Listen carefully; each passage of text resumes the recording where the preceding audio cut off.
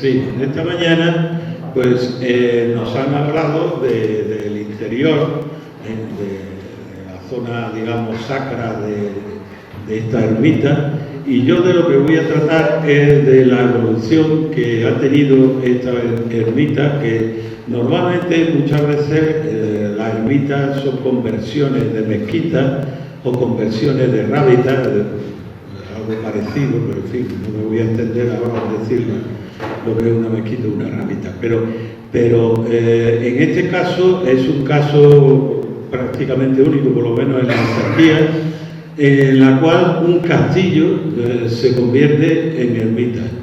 En una época ya muy tardía, por supuesto, pero esto es lo que ocurre. Canillas de Albaida no entra en la historia escrita. Ya veremos que la historia real, por suposiciones arqueológicas, podría entrar en la historia al menos en el siglo XIII y XIV, pero en la historia escrita no entra hasta las crónicas de la mal llamada Reconquista. Bueno, y si alguno quiere al final preguntarme por qué digo mal llamada Reconquista, pues me lo pregunta, pero no quiero irme demasiado por las ramas. Hasta ese momento, Canillas de Albaida pues no es citada por ningún autor árabe, ni por ningún autor cristiano tampoco, en los ataques previos que se hacen a toda esta zona. Sí es cierto que anteriormente pues se citan en la Cora de Raya pues, un Inscanit, pero a ciencia cierta se trata, por ejemplo, de Cañete la Real, no se trata de eso, en época anterior a lo que es la crónica, a lo que es la mal llamada Reconquista. Bien, entonces en estas crónicas...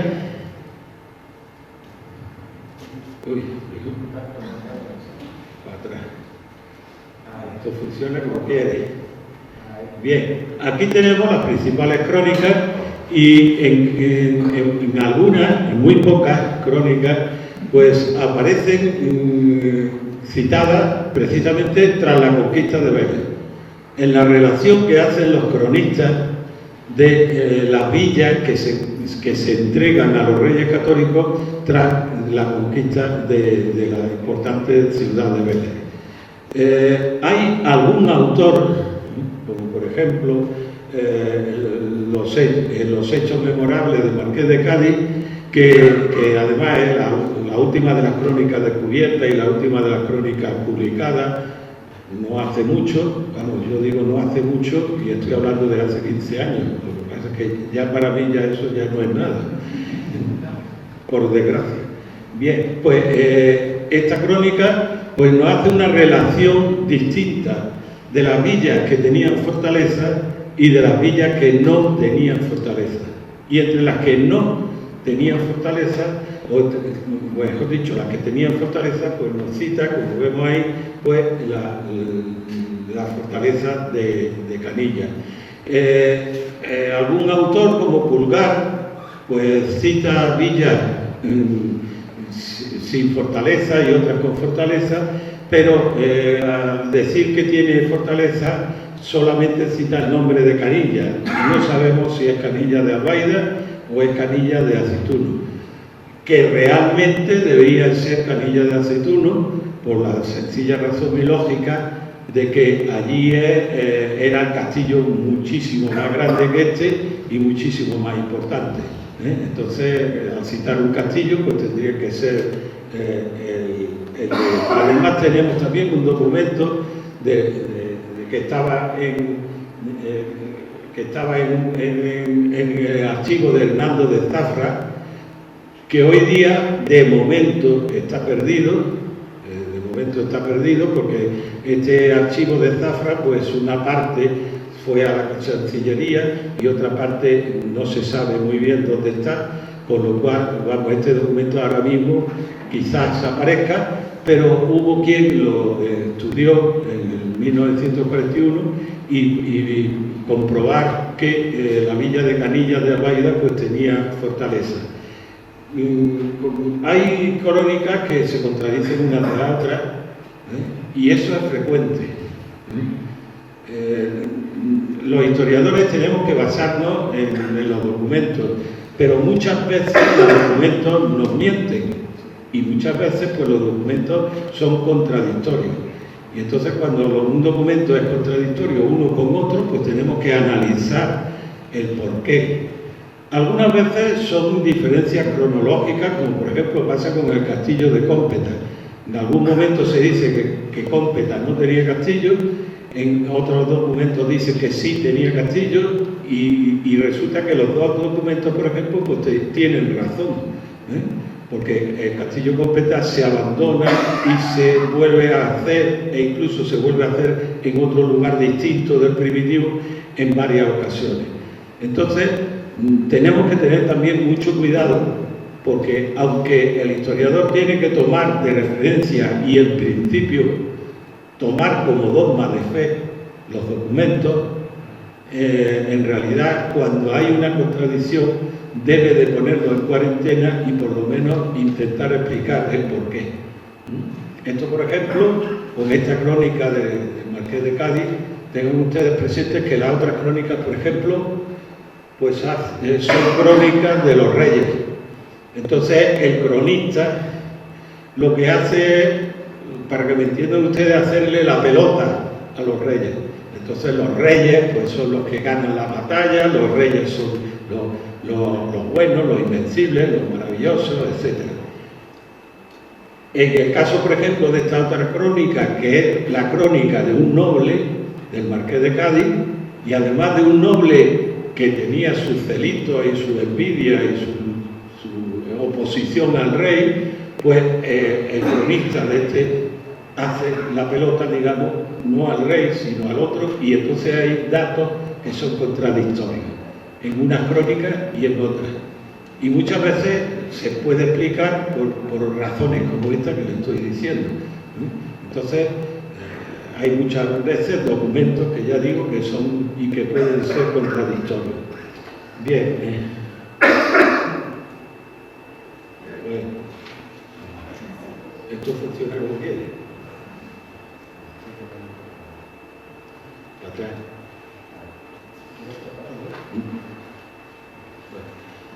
Vamos a ver, en el siglo XVII, pues Vázquez Renjizo no cita ninguna ermita aquí, sino que cita, pues como ven ustedes, un castillo, un pequeño castillo, la ladera y tal, e incluso nos habla del origen de Canillas de Albaida, del nombre que Canillas pues dice, bueno, Albaida, que quiere decir blanco, que en realidad sí es blanco, pero vamos, precisamente antes de ayer estuve hablando con un amigo mío, especialista en estos temas de etimología y de origen fonético, y me dice que no procede de blanco, o sea que incluso aquí este señor se está equivocando.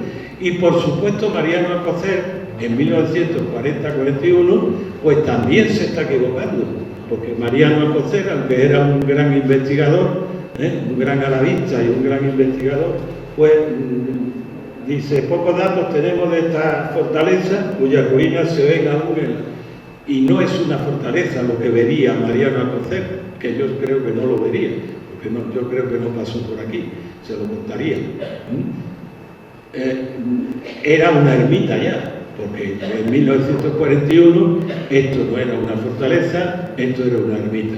Entonces, por eso los historiadores tenemos que tener también mucho cuidado con la documentación e incluso con las transmisiones de personas que pueden tener mucho prestigio. Este es un gran investigador, Gaspar Remiro, pero se equivoca, como me equivocaré yo y como se equivoca cualquiera persona, que para eso somos humanos. Bien, la ermita hoy día, el castillo, pues se situaba, como ustedes saben y como ustedes si no lo saben, lo están viendo ya porque han tenido que subir aquí, en la parte más alta del pueblo. Lo que es la zona de recinto y tal y cual, pues se mantiene entre los 640 y 635 metros de cota.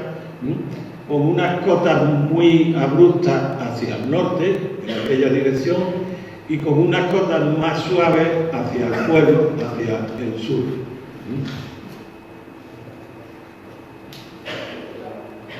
Bien, esta situación aquí del castillo, ya veremos por qué digo que esto era castillo. Bueno, era castillo porque lo dicen las fuentes que luego veremos.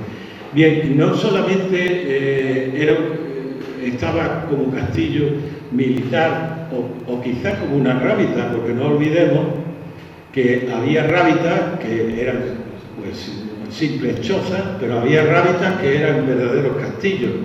Si ustedes conocen el castillo de Fuengirola, que es un pedazo de castillo, es un castillo muy grande, está documentado perfectamente en varias documentaciones, no en una sola, sino en varios documentos, que eso no era un castillo, eso era una rábita. Lo que pasa es que una rábita, por supuesto, conforma el castillo.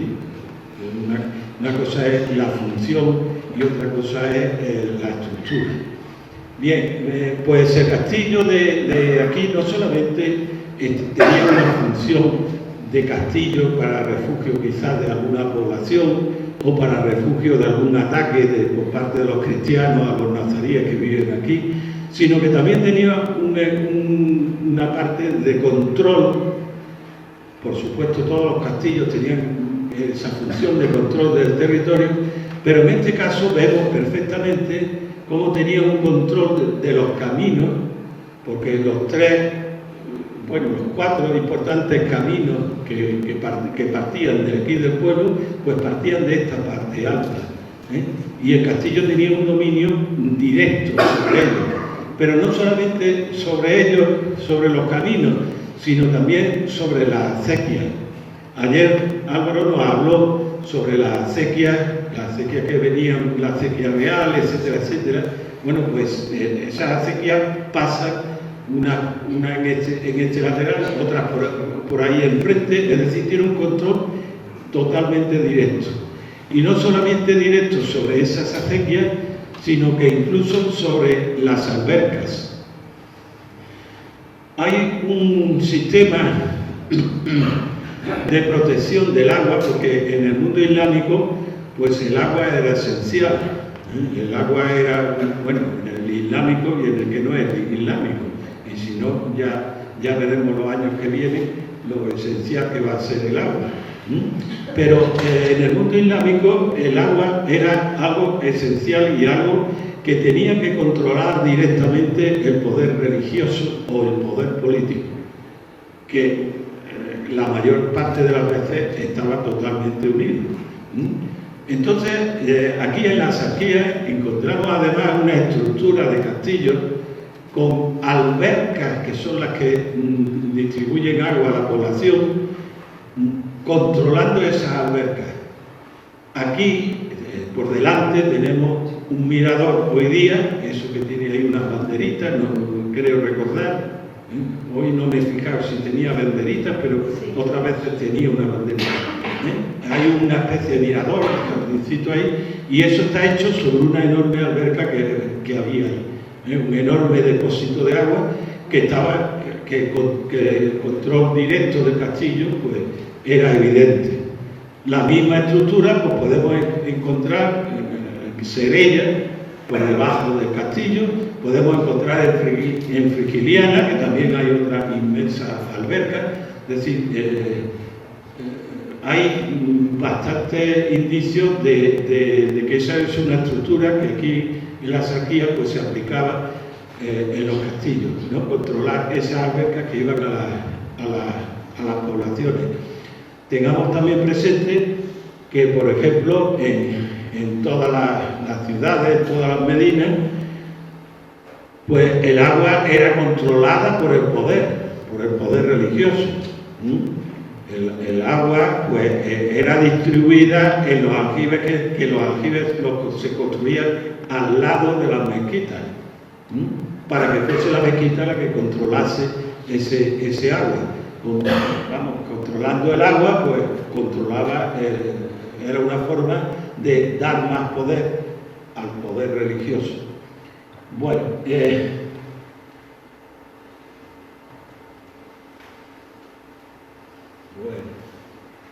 lo voy a tener que dar. Sí, aquí tenemos pues el camino que iba hacia Lama, por ejemplo, y la situación del pueblo. Bueno, me voy, porque si no voy a... Bien, tenemos un documento gráfico, ya hablando en concreto de este edificio en donde estamos ahora mismo. Tenemos un documento gráfico del que ya he hablado esta mañana, Peña, que es en estos documentos que tenemos aquí. No aparece la ermita de Santa Ana, no aparece en el repartimiento de 1572. En el repartimiento de 1572 tampoco se cita la ermita, ni con ningún Santa Ana, ni con ningún nombre.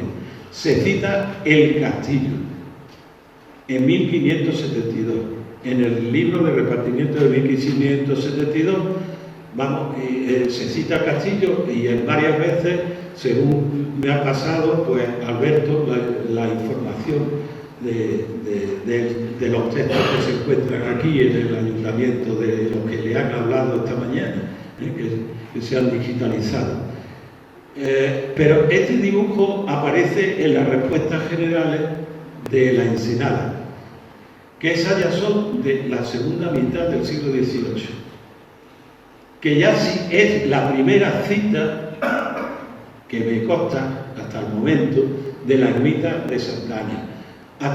Hasta finales del siglo XVIII la ermita de Santa Ana no aparece, y siempre que se nombra en Vázquez Rizo, en los apeos de 1572, pues se cita el castillo y no la ermita. Bueno, pero estos dibujos pues son bastante interesantes. Como le han dicho esta mañana, pues aparecen una serie de edificios del pueblo, pero claro, el que me interesa a mí pues es el de Santa Ana hablarles, de los otros no les voy a hablar, ¿no? ¿Y qué es lo que destacamos de estos dibujos? Pues en primer lugar, pues es una puerta monumental y además de sillares, ¿no?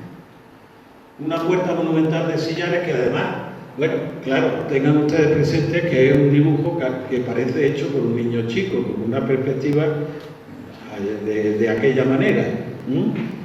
Pero la puerta resulta que parece hecha de sillares o de mampostería de buena calidad y más alta que el resto de lo que sería la nave. Y aquí lo podremos ver mejor. Luego, bueno, en las siguientes, cuando quieras, pasa. Luego tenemos la nave de la ermita. Ya estamos hablando del dibujo este que es de finales del 18. Tenemos la torre con la cúpula, muy más dibujada, porque la cúpula más bien parece un sombrero, y la hornacina, no, se tiene otro nombre que ahora mismo... bueno, el campanario, pero ¿por qué tiene otro nombre? Espadaña, espadaña, era el nombre que estaba buscando, perdón.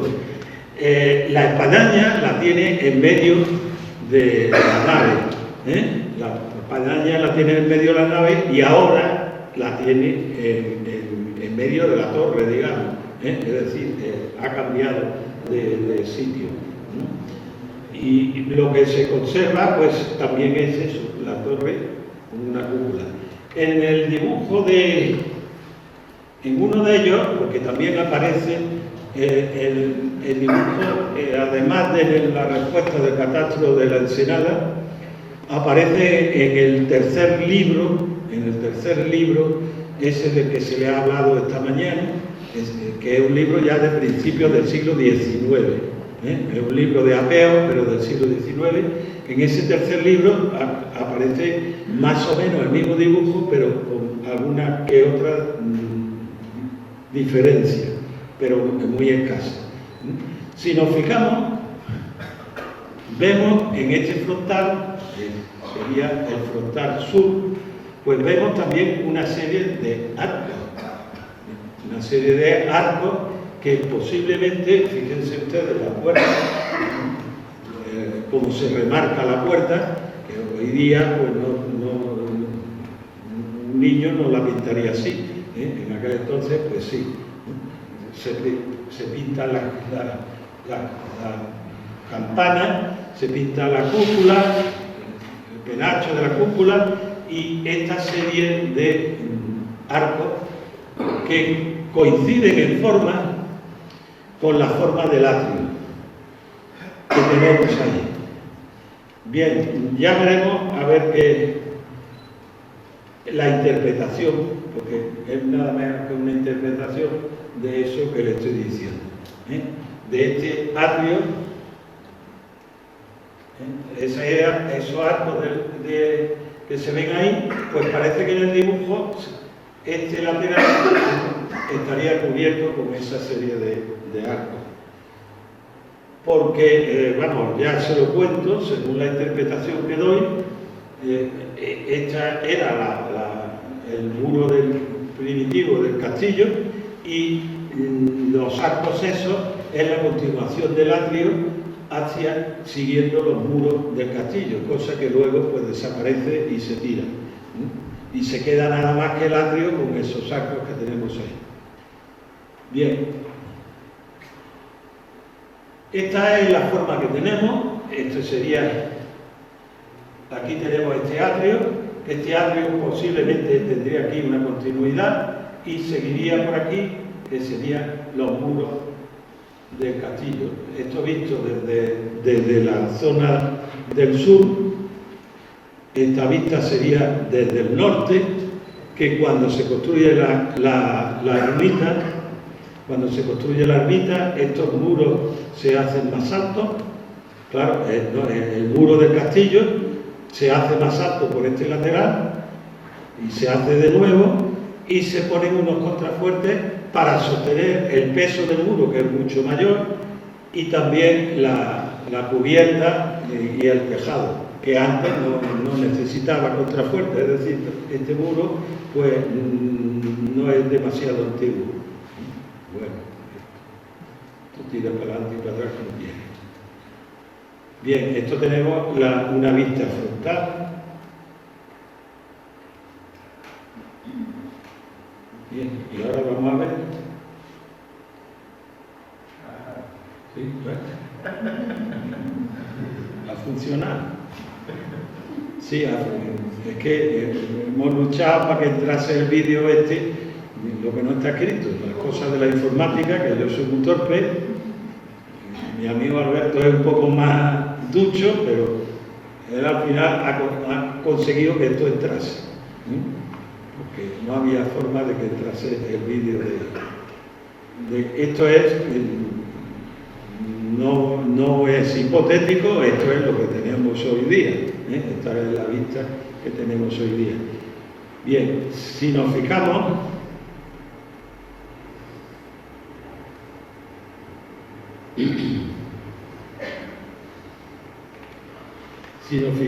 aquí tenemos un lateral, pero ya se ha ido por donde quiere.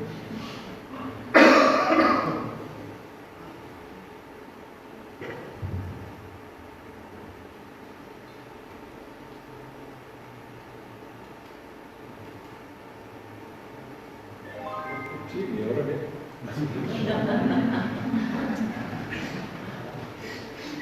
Bien, lo que le quería decir, sí. No, la informática hace lo que le da. Bien, lo que le quería decir y mostrar es que aquí hay un voladizo un tanto extraño. En esta zona de ahí hay un voladizo un tanto extraño que no se corresponde ni sigue la alineación de los muros del...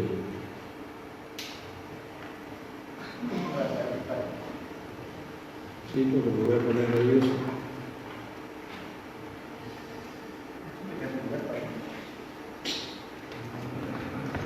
Bueno, vale. Ya cambió. Bueno, sí, esto es la zona, porque cuando se construye la ermita, pues también se construyen casas, además de la sacristía, que sería esta que está adosado, ahí, una habitación que tenemos ahí detrás, pero aquí también se construyen casas y en esa parte de ahí, pues también se le adosan casas, que hoy día pues no están, pero que realmente quedan los restos, ¿no? Bien, en la reproducción que realizo aquí, pues estamos viendo que aquí hay un trozo que está envoladizo sobre la parte que está con un gran desnivel, y hay un pequeño trozo que está envoladizo que no tiene ninguna explicación. Ahí mismo lo tienen ustedes en el atrio, esta zona de aquí. Es un trozo envoladizo que no tiene ninguna explicación, porque lo lógico hubiera sido pues seguir la alineación del muro. Entonces la explicación a nivel general que se le puede dar datando el castillo en época principios de los almohades, más o menos, que es donde luego veremos los datos que hay para eso, más o menos lo que hacían los almohades, lo que introdujeron aquí, los almorávides y los almohades sobre todo, fue la entrada en recodo y la entrada dentro de torres, sobre todo cuando el castillo era pequeñito, que no había para hacer demasiada parafernalia de recodo y tal igual, pues lo que se hacía era una torre y en la misma torre hacer el recodo. Con esto pues se ganaba muchísimo en plan defensivo.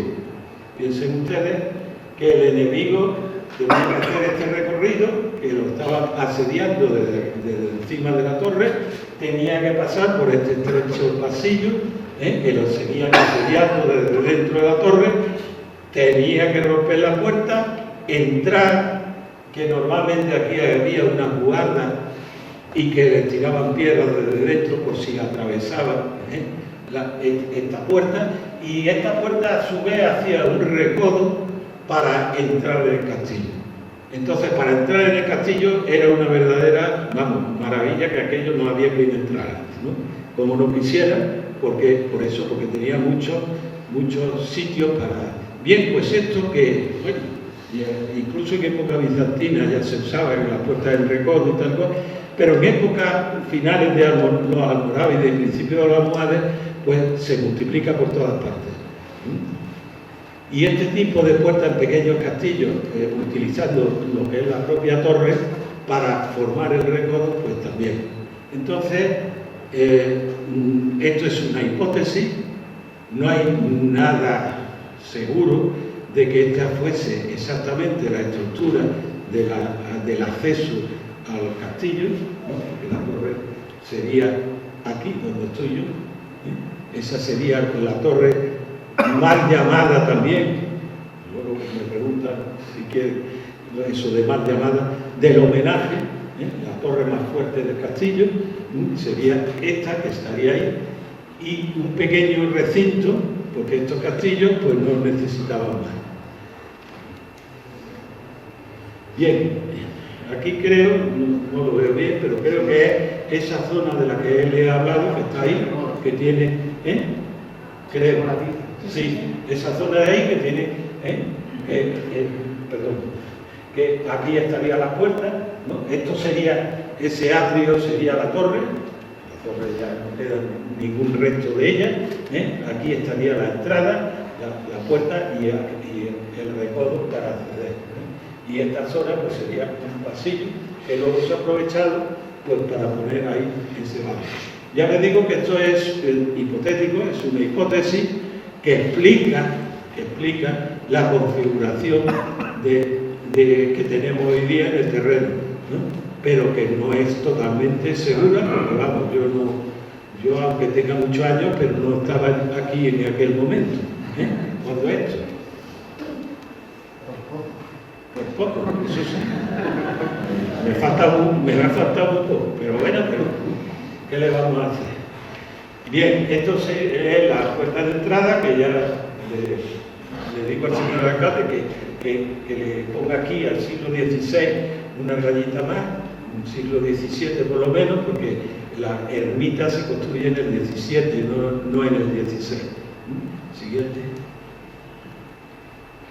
Bueno, y tenemos realmente lo único que tenemos seguro, y eso ya, bueno, seguro lo llevaron preso, decía mi abuela, pero lo único que tenemos seguro, que es medieval, es la torre, esta en donde estoy, que además, como veo que por aquí hay algún que otro arquitecto, pues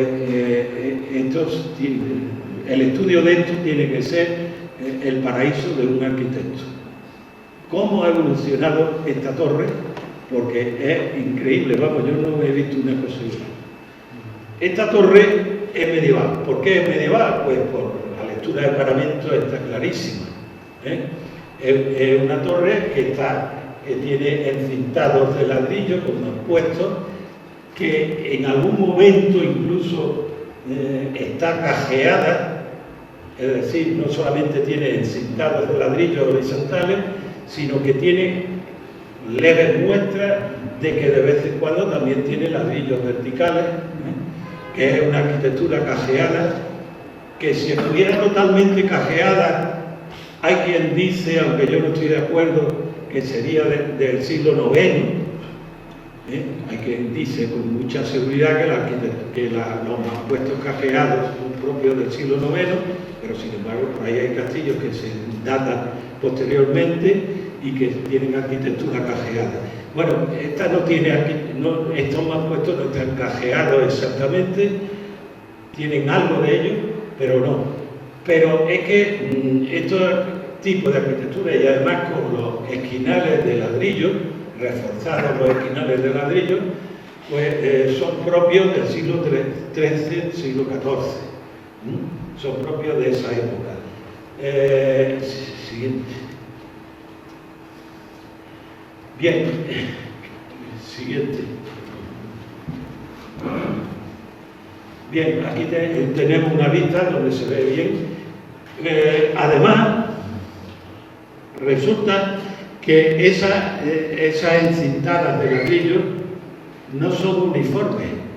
Es decir, si ustedes ven, pues por ejemplo, normalmente cuando se hacen este tipo de obras, pues las encintadas de ladrillo son uniformes, es decir, la altura de las hiladas de ladrillo pues son iguales. Sin embargo, aquí no son iguales. Aquí hay algunas que son distintas. Realmente hay algún que otro parche muy pequeño, no hay demasiados parches en esta parte de la torre. Se conserva bastante bien lo que es el original, pero sin embargo se ve que o una de dos, o se hizo demasiado deprisa, se hizo con muchas prisas, o bien los alarifes no eran demasiado expertos, porque ya le digo que lo normal es que las encintadas pues tuviesen las mismas alturas, y aquí no ocurre eso. Aquí pues lo podemos ver mejor. Y podemos ver cómo hay leves muestras del cajeado que les he dicho. Que ya digo que eso de que la arquitectura cajeada sea del siglo IX, ni mucho menos. Siguiente. Bueno, aquí tienen ustedes un dibujito que hice yo. ¿Qué año? Pues por ahí por el año 80, o sea, hace 42 años. Hace 42 años que estudié el castillo de Almujía, que tenía esta estructura, pero claro, fíjense ustedes que hasta en la cimentación, que era esta zona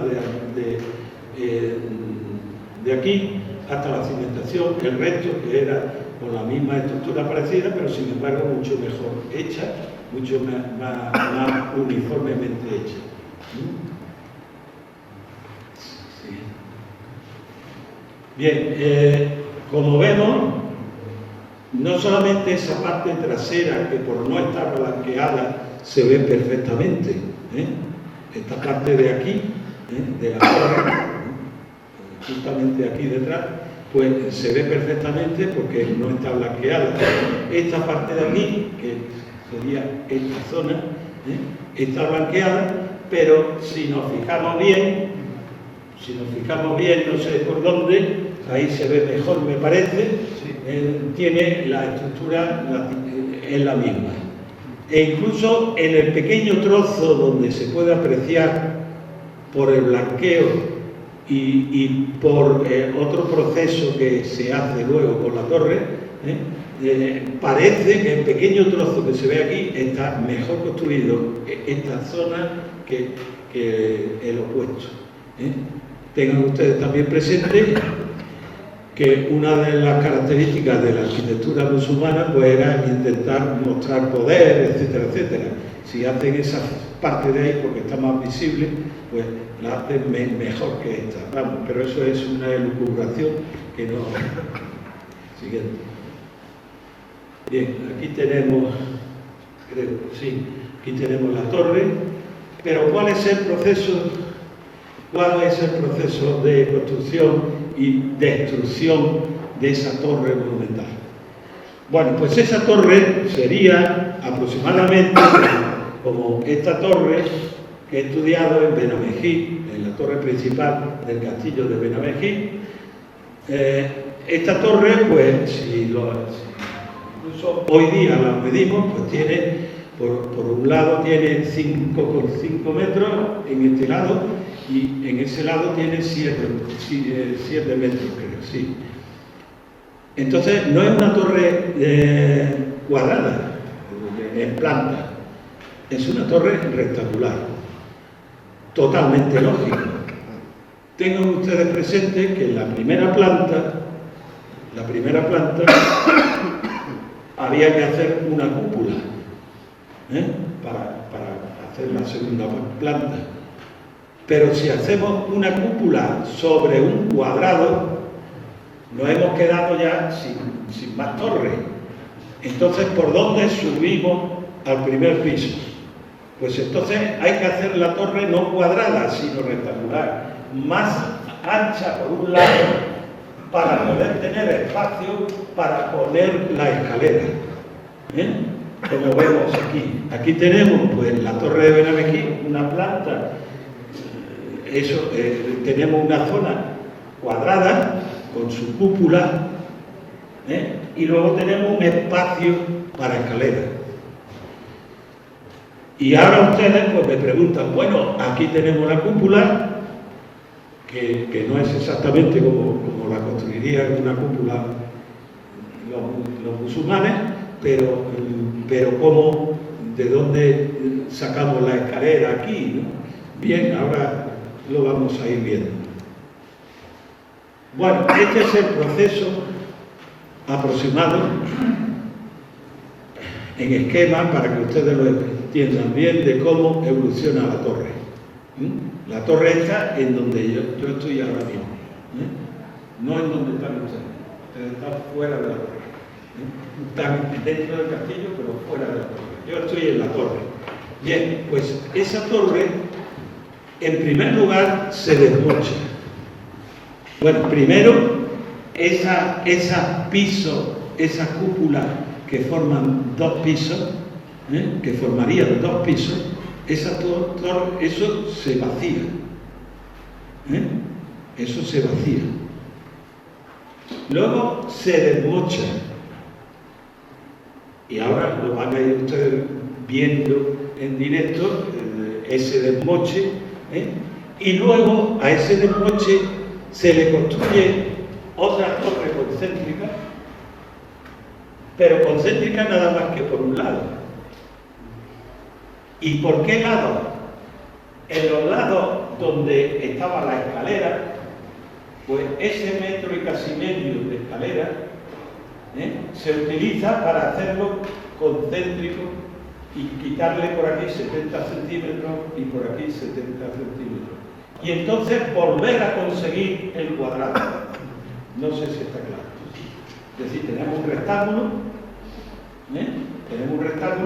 y lo que sobra del rectángulo para convertirlo en cuadrado, pues se le quita una mitad por un lado y otra mitad por otro lado, se construye una torre, digamos, otro punto de encima concéntrico, y entonces Ahora sí se hace con mayor altura, bueno, mayor altura no, porque se desmocha y se le construye la cúpula encima.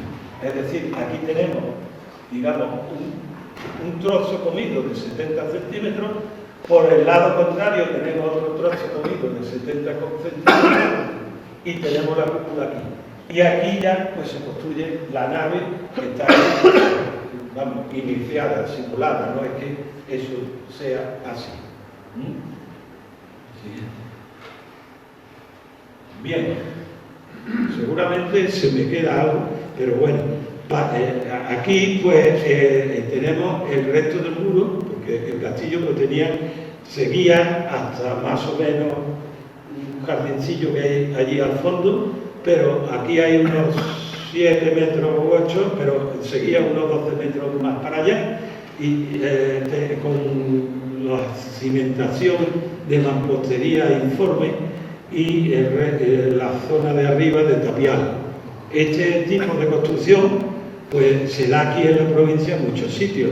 Lo tenemos ahí mismo en Zavia, por ejemplo, en algunas zonas del castillo, no es que el castillo esté entero así, con este tipo de construcción, pero tenemos algunas zonas del castillo de Zavia que tienen este tipo de construcción, castillo de Sagra, por ejemplo, el castillo de Otejica, por ejemplo, Ventomín, no me acuerdo. No, pero una cosa es tapiar y otra cosa es tapiar con cimentación de mampostería. O sea, que una cosa es coger el tapial desde abajo y otra cosa es pasar el tapial en mampostería, como ocurre aquí.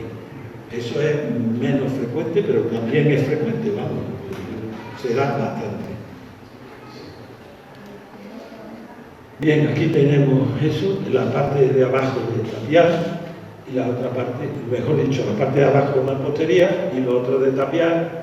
Los tapiales, pues sí, pues creo recordar que la distancia entre las agujas son de 80 a 85 centímetros, es decir, no guarda demasiada relación, y la distancia entre las hiladas, pues me parece que era de 1,20 m o por ahí. Bien, estas son las uniones de la torre con lo otro que es ya moderno.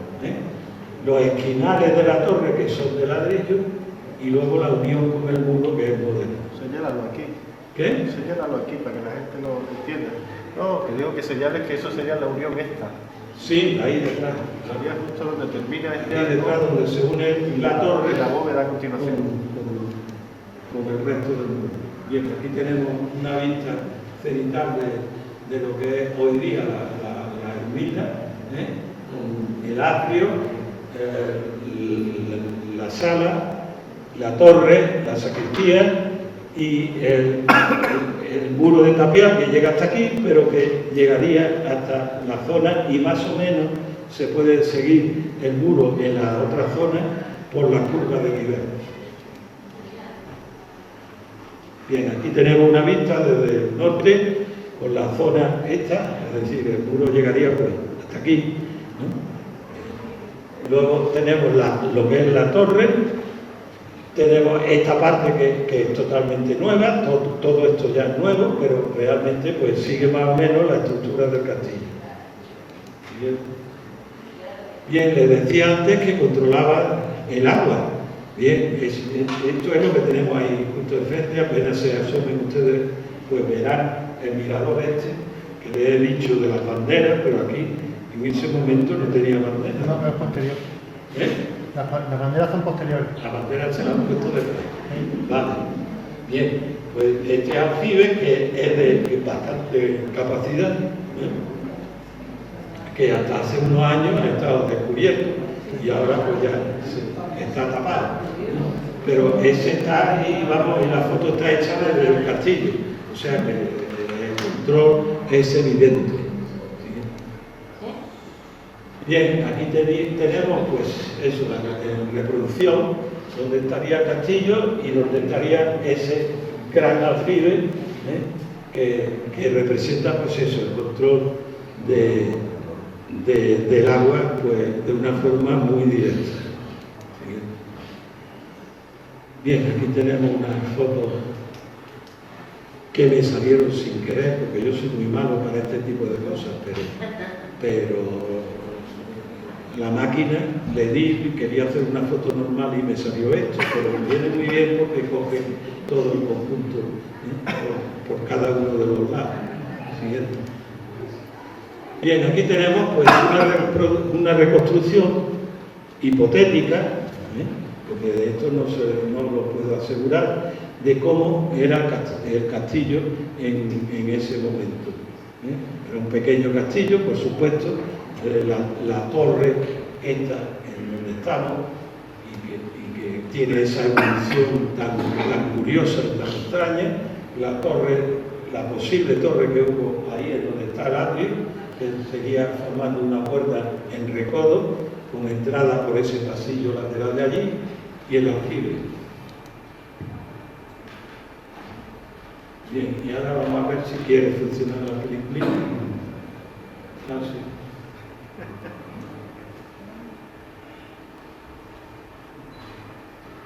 Bien, como ven ustedes, la defensa por el lado norte es bastante evidente, tiene un escarpado bastante pronunciado, mientras que el lado del pueblo pues es mucho más suave. Y por el este pues todavía más suave, que era por donde estaba el acceso y la entrada. Ante la posible pregunta de que era un castillo muy pequeño, realmente prácticamente todos los castillos eran pequeños. O sea, cosas como Ventomí o castillos como Zalia, eso era muy raro. Eso era muy raro, lo que abundaba mucho eran castillos pequeñitos, que además la mayor parte de las veces y en la mayor parte de los momentos estaban deshabitados. Solamente se habitaban cuando había algún ataque o había alguna cosa. Bien, tenemos aquí las principales medidas de la ermita Castillo. La nave principal, pues la zona del altar, pues aquí en donde yo estoy, que sería lo que es la torre, pues 5 o 6 metros, la altura unos 9 metros, los ladrillos, referente a los ladrillos, le quería hablar un poquito porque los ladrillos, que son los ladrillos que tiene la torre, los esquinales y las hiladas, que son casi todos de 27 por 15 por 5, es tenemos dos autores, uno muy antiguo ya, Leopoldo Torres Balbás, que dedicó mucho esfuerzo a ponerse a medir los ladrillos de todos los castillos y tal. Y por otro lado, pues tenemos algo más reciente de Basilio Pavón Maldonado, que también hizo una relación de castillos con sus ladrillos, y entonces pues pudo hacer un catálogo de dimensiones de castillos por época, de castillos no de ladrillos, ya no sé lo que digo, de ladrillos por época. Pero el mismo Basilio Pavón pues, me confesó que eso era muy relativo, que no siempre determinados ladrillos, porque si el ladrillo se dice que es almohade, pues que eso va a misa. No. Hay muchas excepciones. O sea, hay una generalidad, pero hay muchísimas excepciones. ¿Por qué? Porque el ladrillo es una cosa muy popular. Es una cosa muy popular, y entonces el señor que fabrica ladrillo en una pequeña alquería de 30 y tantas personas, pues a ese el cadino iba a venir a decirle las dimensiones con las que él iba a hacer el ladrillo. Él hacía el ladrillo como le daba la gana. Entonces, dentro de que sí hay una especie de regla y de normativa por etapas, pues no es una cosa automática. Estos ladrillos corresponden según los esquemas de estos autores, pues corresponden a la época finales de la Moravia y principios de Almohade, es decir, un siglo XIII, siglo XIII más o menos, XIV o XIII. Bien, referente a la altura de los cajones y del tapial y tal y cual, pues ocurre lo mismo, ¿eh? Hay muchos autores pues, que se han dedicado a hacer una especie de normativa de que si a esta época le corresponde a esto, pero ahí todavía hay mucha más diversidad, ¿eh? Por las alturas de los cajones, ahí hay muchísima diversidad. Bien, luego pues tenemos eso, que es un castillo pequeño y que tiene pues aproximadamente, pues eso, unos 600 metros aproximadamente. Bien, antes de que se me olvide, sería interesante que ustedes vieran eso de que le he dicho ahora cuando se vayan, pues echen ustedes un vistazo, por ahí lo van a tener difícil porque tendría que darle la vuelta y tal. Pero por aquí podrán ver ustedes que la torre donde está la cúpula, está concéntrica con otro pedazo de muro que sobresale 70 centímetros. 70 centímetros por este lado y 70 centímetros por ese lado. Para comprobar eso que les he dicho yo del retransferimiento de la torre. Bien. ¿Dónde estaría la escalera? ¿Qué? ¿Qué? ¿La escalera dónde estaría? La escalera, pues la escalera tendría que estar o en este lado o en este. Una de las dos. Ahora, ¿dónde está? No, donde no puede estar es en este lado. Sí, en el centro. O sea, no le pide espera. Uno puede llegar a donde puede llegar. ¿Eh? Hay cosas que se quedan en el aire, ¿no? Hay muchas cosas que son imposibles de saber. Bien, aquí pues para terminar ya, pues les pongo pues eso, las diferentes etapas de la torre, que posiblemente en el siglo XIII, pues, posiblemente se acondicionaría, se haría esta torre.